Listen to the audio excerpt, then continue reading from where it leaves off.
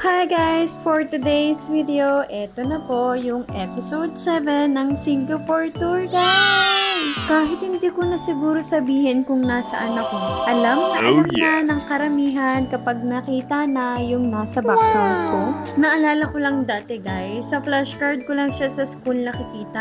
Ngayon nakita ko na siya ng malapitan at nakapag-picture pa ako, partida. Oh, Bogs, tulala yan. Hindi pa rin makapaniwala na nakarating na tayo ng Merlion sa Singapore.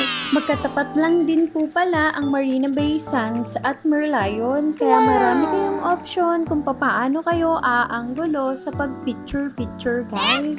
Sinulit lang din po muna namin yung paligid guys. Picture-picture, anggulo-anggulo dito, anggulo doon, anggulo guys.